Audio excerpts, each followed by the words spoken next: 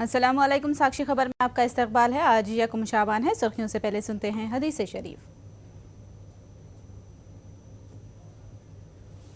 बिस्मिल्लाहिर्रहमानिर्रहीम। हुजूर अकरम सल्लल्लाहु अलैहि वसल्लम ने फरमाया, जिसने मेरी इताअत की वो जन्नत में दाखिल हुआ और जिसने मेरी नाफरमानी की यकीनन उसने जन्नत में जाने से इनकार कर दिया। और अब सुर्खियां। आंध्र प्रदेश एमटेक के नताइज 1 घंटे के लिए मुलतवी। सुप्रीम कोर्ट से नीट से मुतालिक फैसले का इंतजार। एपी को खुसूसी मौक़िफ़ के हवाले से कल कलेक्टर दफातर पर वायएसआर कांग्रेस का एहतजाज।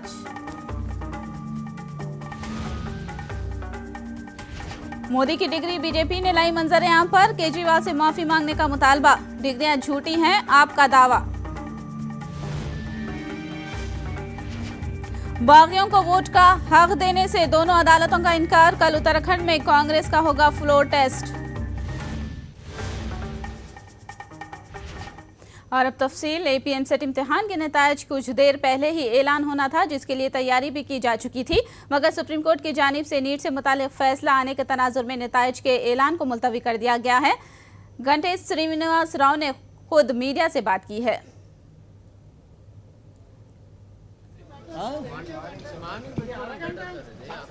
టెన్షన్ పడిపోతారు కదా సార్, ఏదో డిక్లేర్ చేయండి సార్. 10 o'clock లేకపోతే ఏదో డిక్లేర్ చేయండి. పిల్లల విషయం కదా ఇది. ఎందుకంటే బోల్డ్ మంది పిల్లలు కదా, డిక్లేర్ చేయండి. ఒకసారి ఎందుకంటే సార్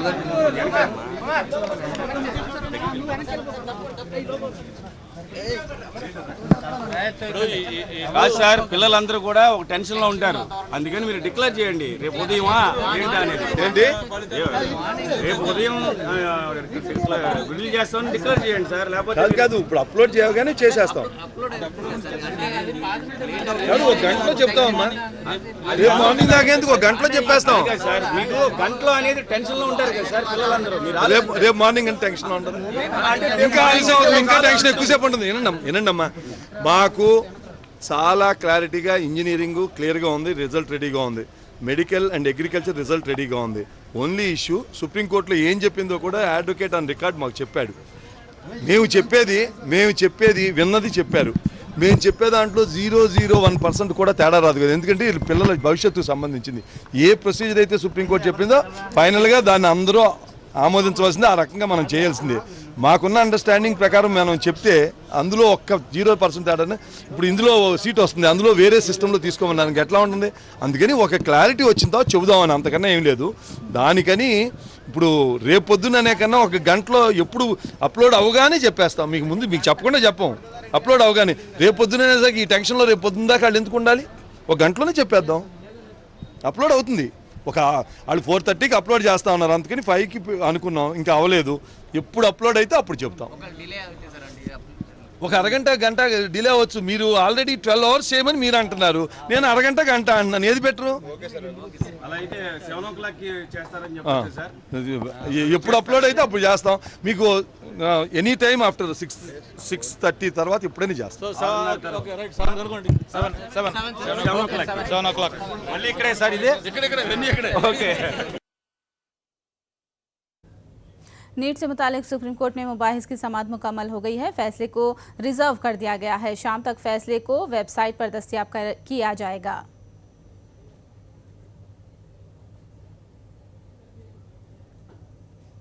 कांग्रेस के 9 बागी एमएलएस को आज दोहरा झटका लगा है। हाईकोर्ट ने उनकी दरख्वास्त को खारिज करते हुए उन्हें फ्लोर टेस्ट के दौरान वोट के हक से महरूम रखा, लेकिन बागियों ने सुप्रीम कोर्ट से रुजू किया, लेकिन उन्हें सुप्रीम कोर्ट से भी राहत नहीं मिली और सुप्रीम कोर्ट ने भी हाईकोर्ट के फैसले की तायद की है, जिसकी वजह से बागी एमएलएस की वोटिंग में शामिल होने की तमाम उम्मीदों पर पानी फिर गया है।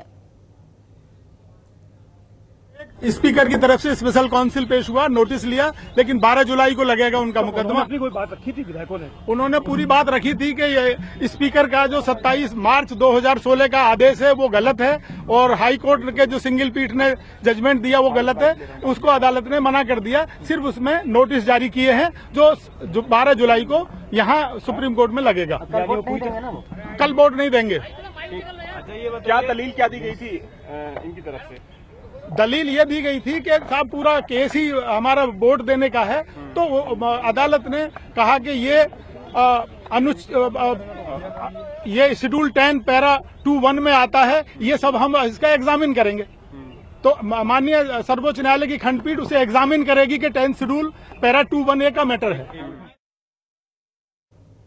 उत्तराखंड के माजूल वज़ीर आला हरीश रावत की हुकूमत के मुस्तकबिल का कल खुलासा होगा। कल सुबह 10 बजे ऐवान असेंबली में उन्हें अददी अक्सरियत की आजमाइश का सामना है। हुकूमत की तश्कील के हवाले से कांग्रेस ने अपनी ताकत झोंक दी है। उत्तराखंड असेंबली 70 रुकनी है, जिनमें से 9 को स्पीकर ने नाअहल करार दिया है। बकिया अराकीन में से कांग्रेस के पास 27 और बीजेपी के पास 28 अराकीन मौजूद हैं। इनके अलावा एक नामजद MLA भी वोटिंग में हिस्सा लेगा, जिसके बाद वोटिंग में हिस्सा लेने वालों की तादाद 62 हो जाएगी। सादा अक्सरियत हासिल करने के लिए 32 अराकीन की जादुई हिंसा है। दीगर पार्टियों के 6 MLAs का रोल कलीदी होने के तनाजुर में उन्हें बादशाहगर का मौका हासिल हो गया है। वहीं हरीश रावत ने एतमाद का वोट हासिल हो जाने का यकीन जाहिर किया है। बहुत आभारी हैं, न्यायालय के फैसले का स्वागत है, और हमने हमेशा कहा है कि हम न्यायालय के सम्मुख हैं, अपने देवी देवताओं के सम्मुख हैं और उत्तराखंड की जनता के सम्मुख हैं। हमारे साथ न्याय होगा, इसका हमको पूरा भरोसा है, और आज भी न्याय हुआ है, आगे भी न्याय होगा, और कल भी हमको न्याय मिलेगा, इसका मुझे पूरा भरोसा है। विधानसभा के पटल से भी हमको न्याय मिलेगा। सर, कल वोट ऐसा क्या कुलमा पूरा सुरक्षित? जी, मैंने कोशिश की है, अपनी अर्जी लगा दी है, और मुझे पूरा भरोसा है कि CBI भी हमारी व्यवहारिक कठिनाई को समझेगी और हमें वक्त देगी। और मैंने ये साफ तौर पर कहा है कि मैं CBI के सम्मुख हाजिर होऊंगा और अपनी बात उनके सामने रखूंगा। जो जानकारी मुझसे चाहेंगे वो जानकारी भी दूंगा। बल्कि आज तो मैंने एक कदम और आगे बढ़ करके कह दिया है, यदि अमित शाह जी, विजय वर्गीय जी, श्याम जाजू और उनके बहुत सारे स्थानीय और राष्ट्रीय नेता, जिन लोगों का यहाँ दल बदल में हाथ है, जिन्होंने यहाँ के विधायकों से संपर्क किया है, और नाना तरीके से उनके नेताओं ने, बल्कि एकाध ब्यूरोक्रेट रिटायर्ड का भी साथ लेकर के विधायकों को प्रभावित करने की कोशिश की है, यदि वो सब लोग नार्को टेस्ट के लिए तैयार हैं, तो हरीश रावत अपने को फर्स्ट नार्को टेस्ट वॉलंटियर के तौर पर पेश करता है। जो है, मैं तैयार हूँ। बीजेपी सदर अमित शाह और मरकजी वजीर फाइनेंस अरुण जेटली ने आज प्रेस कॉन्फ्रेंस में वजीर आजम की असल डिग्रियां मंजर-ए-आम पर लाईं। दोनों कायदीन का दावा है कि आप कांग्रेस और JDU ने गैर जरूरी वावेला मचा रखा है। झूठे प्रोपेगेंडे पर माफी मांगने का बीजेपी क़यादत ने मुतालबा किया है। मांग करता हूं कि केजरीवाल जी ने देश और दुनिया की दोनों की माफी मांगनी चाहिए। जब आपके पास कोई पुख्ता सबूत नहीं थे कि डिग्रियां फर्जी हैं, तो इतना बड़ा सवाल आपने कैसे खड़ा कर दिया? किस चीज के, किस सूचना के आधार पर आपने देश के प्रधानमंत्री को ऐसी चिट्ठी लिखी? किस सूचना के आधार पर मीडिया के लोगों को गुमराह किया? किस सूचना के आधार पर देश की जनता के मन में भ्रांति फैलाने का प्रयास किया? इसका भी केजरीवाल ने मीडिया के सामने आकर जवाब देना चाहिए, देश के सामने आकर जवाब देना चाहिए, और पूरे देश से माफी मांगनी चाहिए। Without checking up any fact, it is public discourse at its lowest level. And this comes from a political party, several of whose MLAs are being prosecuted for disclosing fake degrees. There is no other political party other than the Aam Aadmi Party whose leaders are being prosecuted and investigated for disclosing fake degrees. And such a party should make a baseless allegation. BJP कायदीन की जानिब से मंजर-ए-आम पर लाई गई मोदी की डिग्रियों में आम आदमी पार्टी ने कई नकाइस की निशानदही की। पार्टी कायदीन का कहना है कि कामयाबी के साल और नाम की स्पेलिंग में भी तजाद पाया जाता है। झूठी डिग्रियां मंजर-ए-आम पर लाने के इल्जाम लगाते हुए बीजेपी से आपने माफी मांगने का मुतालबा किया है। पीएम कॉलेज में कोशिश की, हमें डिग्री मिल गई, सारे रेलिवेंट सर्टिफिकेट मिल गए, वहां हमें किसी ने नहीं रोका। क्यों नहीं रोका भाई? हमने विस कॉलेज, एमएन कॉलेज में खोजबीन की, हमें मिल गई आसानी से, किसी ने नहीं रोका। लेकिन जब दिल्ली विश्वविद्यालय गए तो हमसे कह दिया गया नहीं भाई हम आपको नहीं दिखा सकते। जब आप गुजरात विश्वविद्यालय में आरटीआई लगाएगी तो बोला कि नहीं दिखा सकते। तो आम आदमी पार्टी स्पष्ट तौर पे कहती है कि जो डिग्री आज दिखाई गई ये डिग्रियां फर्जी हैं और फर्जी डिग्री देश के सामने लाने की एवज में अमित शाह जी और अरुण जेटली जी आप देश से माफी मांगे तो बेहतर होगा, क्योंकि हमने साबित कर दिया है कि डिग्रियां सही नहीं है। एक रोचक चीज अभी और पता चली है इस डिग्री के मामले में। 75, 76 और 77 3 साल का ग्रेजुएशन होता है। 77 जो उनका आखिरी वर्ष होगा ग्रेजुएशन का, स्नातक का जो तीसरा वर्ष होगा वो 77 होगा। 77 के इस समय 2 डॉक्यूमेंट्स फ्लोटेड हैं, 2 अलग अलग डॉक्यूमेंट्स हैं। यानी माननीय मोदी जी का एक सर्टिफिकेट है ऐसा जिसमें उन्होंने 77 में ग्रेजुएशन किया है और एक डॉक्यूमेंट ऐसा है जिसमें उन्होंने 78 में ग्रेजुएशन किया हुआ है। 78 में जो ग्रेजुएशन किया हुआ है उसमें फेल्ड लिखा हुआ है। ठीक है, तो एक व्यक्ति 77 में भी पास हो रहा है, 78 में भी पास हो रहा है, दोनों के अलग अलग रोल नंबर्स हैं। ये गौर करने वाली बात है। ऑगस्टा स्कैम पर राज्यसभा में एक बार फिर हंगामा हुआ। इस मामले में कांग्रेस एमपी जयराम रमेश ने पॉइंट ऑफ ऑर्डर का मसला उठाया। उन्होंने ऑगस्टा पर वजीर आजम के बयान का मुतालबा किया। उन्होंने वाज़ेह अंदाज में कहा कि या तो इल्जाम साबित करें या फिर मुआफ़ी मांगे। इस दौरान सुब्रमण्यम स्वामी और जयराम रमेश में नोक झोंक चली। गुलाम नबी आज़ाद ने भी हुकूमत से कसूरवारों को पकड़कर सजा देने का मुतालबा किया। उन्होंने कहा बीजेपी कांग्रेस कायदीन को बदनाम करना चाहती है। सुब्रमण्यम स्वामी के रवैये के खिलाफ कांग्रेस ने कुर्सी सदारत के करीब पहुंचकर एहतजाज किया, जिसके नतीजे में ऐवान की कार्रवाई को कुछ देर के लिए मुलतवी करना पड़ा। What has it approved? If it has not approved, I demand an apology from the honourable. I'm sorry, I don't want to use the word. I'm not here to make any personal comment, but Mr. Jairam Ramesh has a habit of putting his hand in the wrong place and getting it bit. And right now he is under a bandage because of that. I'm saying that the dignity.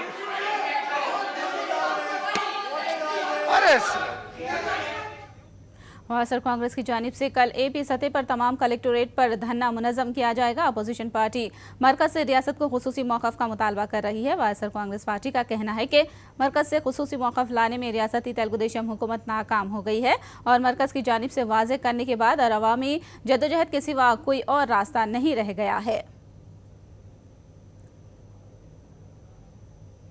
वासा जिले के पुलिवेंदला का YS Jagan दौरा कर रहे हैं। इस दौरे के दौरान अपोजिशन लीडर ने पुलिवेंदला लिंगाला मंडलों के चंद इलाकों का मुआयना किया और तेज़ हवाओं, गैर मौसमी बारिश से खेतों में मची तबाहकारियों का जायजा लिया और किसानों से मुलाकात करके उनके हालात से वाक़फ़ियत हासिल की और हुकूमत की जानिब से की जा रही इमदाद से मुताल्लिक़ दरियाफ्त किया। हुकूमत की जानिब से कोई मदद न किए जाने पर जगन ने शदीद तनक़ीद की और कहा कि इंसानी बुनियादों पर तबाहकारियों का शिकार किसानों की मदद के लिए हुकूमत को आगे आना चाहिए। ఈ హార్టికల్చర్ ప్లాంటేషన్స్ లో స్పెషల్లీ అరటికి సంబంధించి పప్పాయి ప్లాంటేషన్స్ కూడా దాదాపుగా 70,000 రూపాయలు ఎకరా అవుతుంది. ఈ మాదిరిగా వీళ్ళు ఇచ్చే అరకొర కాంపన్సేషన్స్ ఏమాత్రం కూడా సరిపోదు. కాబట్టి కాంపన్సేషన్ ఇచ్చే నెంబర్ కూడా ఎకరాకు 10,000 అన్నది కూడా పోయి ఎకరాకు కనీసం 50,000 రూపాయలు పైచిలుకుగానే ఇవ్వాల్సిన అవసరం ఉంది.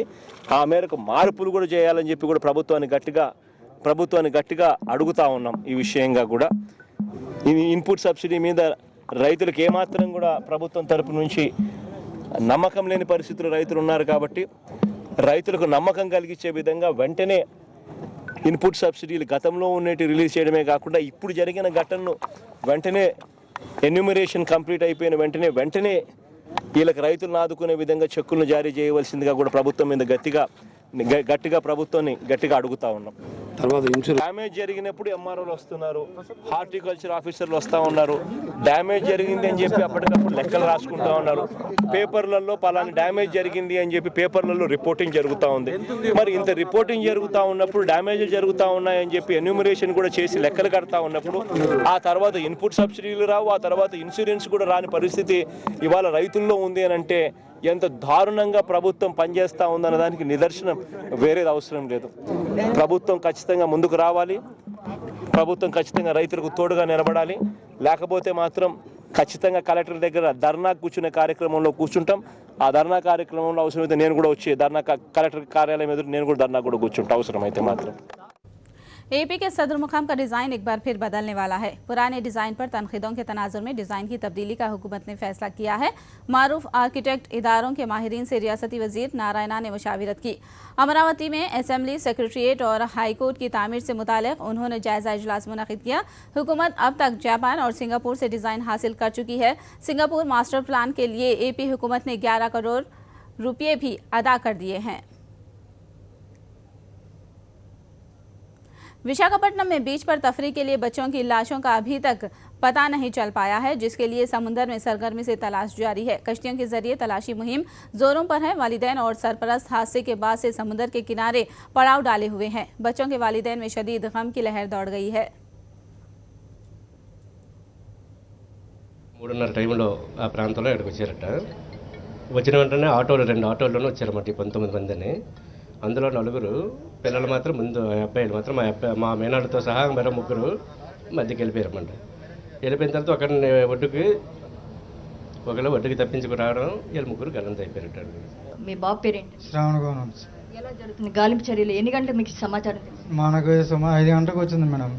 అంటే ఇలాగా పిక్నిక్ అని వెళ్ళారు, ఇలాగ ఫ్రెండ్స్తో కలిసి వెళ్ళాడు, మిస్ అయ్యాడు అని మా సిస్టర్ ఫోన్ చేసింది. అప్పుడు మేము వెంటనే రావడం జరిగింది. వచ్చినప్పటి నుంచి అంటే మిస్ అయ్యారు. विजयवाड़ा में खुलेआम गुंडा अनासिर का चलन सर उठाने लगा है। जबरन वसूली की गैंग ने एक शख्स को महज इसीलिए पीटा कि उसने तलब की गई रकम देने से इनकार किया। फिर क्या था, गुंडों ने सरेआम सड़क पर उसे बेदर्दी के साथ लकड़ियों से पीटा। जब एक शख्स ने बचाने की कोशिश की तो उसे हटाकर गुंडों ने मुतासिरा शख्स का सर फोड़ दिया। ये सारा मामला सीसीटीवी फुटेज में वाज़ेह तौर पर रिकॉर्ड हो गया है। मुतासिरा शख्स ने पुलिस स्टेशन में शिकायत की। पुलिस ने शिकायत तो दर्ज की मगर कोई कार्रवाई नहीं की। बताया जाता है कि गुंडा अनासिर को इख्तिदार पार्टी के कायदीन की सरपरस्ती हासिल है।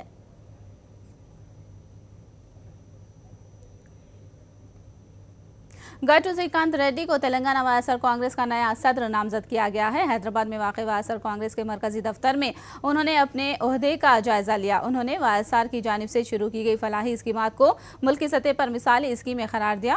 उन्होंने अज़्म जाहिर किया कि वो वायएसआर की स्कीमात पर अमल करवाने के लिए जदोजहद करेंगे। उन्होंने सदारत की जिम्मेदारी देने पर वायएस जगन और पार्टी के सीनियर कायदीन का शुक्रिया अदा किया। श्रीकांत रेड्डी ने कहा कि तेलंगाना में वायएसआर कांग्रेस को मजबूत करना ही उनका मकसद होगा। రాజశేఖర రెడ్డి గారు తీసుకున్న సంక్షేమ పథకాలే ఈ రోజు భారతదేశం మొత్తంలో కూడా అన్ని పార్టీలు అన్ని రాష్ట్రాల్లో కూడా దిక్సూచి అయినాయి. ఆ పథకాల్ని వాటి అమలు కోసం నిత్యం పోరాడతాం. తెలంగాణ రాష్ట్రంలో ఖచ్చితంగా నాడు రాజశేఖర రెడ్డి గారు నిలబెట్టిన కార్యకర్తల బలంతోని, నేడు జగన్మోహన్ రెడ్డి గారి వెంట ఉన్న కార్యకర్తల బలంతోని, బలమైన శ్రేణులతోని ఖచ్చితంగా తెలంగాణ రాష్ట్రంలో వైఎస్ఆర్ పార్టీని బలమైన రాజకీయ పార్టీగా, బలమైన శక్తిగా రూపొందిస్తా. జగన్మోహన్ రెడ్డి గారి నమ్మకాన్ని 100కు 100% विद्युत सुधा के मुलाजमीन पिछले 15 दिनों से जंजीरी भूख हड़ताल कर रहे हैं। एहतजाजियों ने मुतालबा किया कि एपी में काम करने वाले तेलंगाना मुलाजमीन को फौरी रिलीव किया जाए। मुलाजमीन की तकसीम के मामले में एपी मुलाजमीन और एपी बरक़ी इदारों के रवैये को एहतजाजियों ने नामुनासिब करार दिया। एहतजाजियों ने कहा कि मुलाजमीन को मुतालिका रियासत में ही काम करने का मौका फराहम किया जाना चाहिए और तेलंगाना से रिलीव किए गए मुलाजमीन को फौरी एपी चला जाने का मुतालबा किया गया। లో ఉన్న తెలంగాణ వాళ్ళు ఎవరైతే ఉన్నారో వాళ్ళని ఇమ్మీడియట్గా రిలీవ్ చేయమంటున్నాం. దానికి సంబంధించి మనం రిక్వెస్ట్ లెటర్ కూడా మేనేజ్మెంట్ నుంచి గవర్నమెంట్ నుంచి ఇవ్వడం జరిగింది. కానీ వాంటెడ్లీ వాళ్ళని ఇవ్వకుండా రోజు హరాస్మెంట్ చేస్తున్న సందర్భం ఉంది. మోర్ ఓవర్ ఇది జుడిషియరీకి కానీ లేకపోతే ఇంకొక దానికి కానీ తెలంగాణ వాళ్ళని రిలీవ్ చేయడం అనేది దానికి సంబంధం లేని ఇష్యూ. రిలీవ్ చేయాల్సిన అవసరం ఉంది. ఆ రోజు temporary order to serve base మీద వితిన్ 1 year కోసం ఇచ్చిన లెటర్ అది.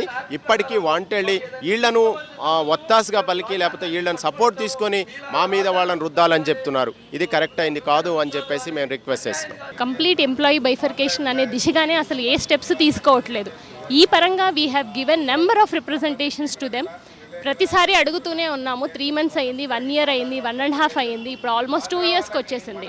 ఎవ్రీ టైమ్ ఏదో ఒక సాకు పెట్టేసి దాటు వేస్తున్నారు. కానీ మా రిప్రజెంటేషన్స్కి కానీ మేము చేస్తున్న విన్నపాలకు కానీ అటు నుంచి ఎక్కడ పాజిటివ్ రెస్పాన్స్ రావట్లేదు. ఈవెన్ మా సైడ్ ఉన్న గవర్నమెంట్ మా సైడ్ ఉన్న మేనేజ్మెంట్ వన్ సైడెడ్గా వీఆర్ రెడీ టు టేక్ అన్నా కూడా they are not relieving us. Hyderabad के मायलर देवपल्ली हुदूद के हाउसिंग बोर्ड कॉलोनी में पुलिस ने कार्डन सर्च ऑपरेशन मुनक़िद किया। कॉलोनी के हर घर की गहराई से तनक़ी की गई। इस कार्रवाई के दौरान साबिक़ मुजरिम सुरेश समेत 23 दीगर मुश्तबा अफराद को हिरासत में लिया गया। दुरुस्त दस्तावेज़ात न होने की सूरत में 30 बाइकों को जब्त कर लिया गया। शमशाबाद DCP श्रीनिवास की क़यादत में मुनक़िद करदा कार्डन सर्च ऑपरेशन में 250 पुलिस वालों ने हिस्सा लिया। सीनियर सियासतदान और सिलसिला के साबिक़ MLA चिन्नमनेनी राजेश्वर राव चल बसे। कुछ अरसे से वो अलील थे। हैदराबाद के अस्पताल में इलाज के दौरान उनकी मौत वाक़ई हुई। सियासत के इब्तिदाई दौर में वो CPI से वाबस्ता रहे। 1999 में तेलुगु देशम में शमूलियत इख्तियार की। सिलसिला से 5 बार और मेटपल्ली से 1 बार MLA मुंतखब हुए। 2004 में सरगर्म सियासत से सुबुकदोश हुए। तेलंगाना की जद्दोजहद में जुट गए। राजेश्वर राव महाराष्ट्र के गवर्नर विद्यासागर राव के भाई हैं। कल उनकी आखिरी रसूमात अदा कर दी जाएंगी। MLA की मौत पर वजीर आला KCR समेत दीगर कायदी ने उन्हें खिराज पेश किया। आखिर में सुर्खियां एक बार फिर। आंध्र प्रदेश MCET के नताइज 1 घंटे के लिए मुलतवी। सुप्रीम कोर्ट से नीट से मुतालिक फैसले का इंतजार।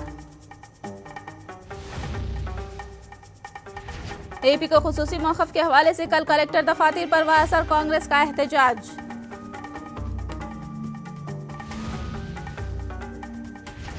मोदी की डिग्री बीजेपी ने लाई मंजर-ए-आम पर। केजरीवाल से माफी मांगने का मुतालबा। डिग्रियां छूटी हैं, आपका दावा।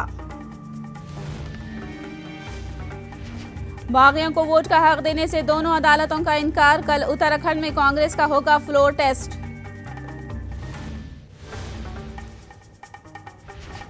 साक्षी खबर में फिलहाल इतना ही। साक्षी टीवी पर खबरों का सिलसिला जारी रहेगा।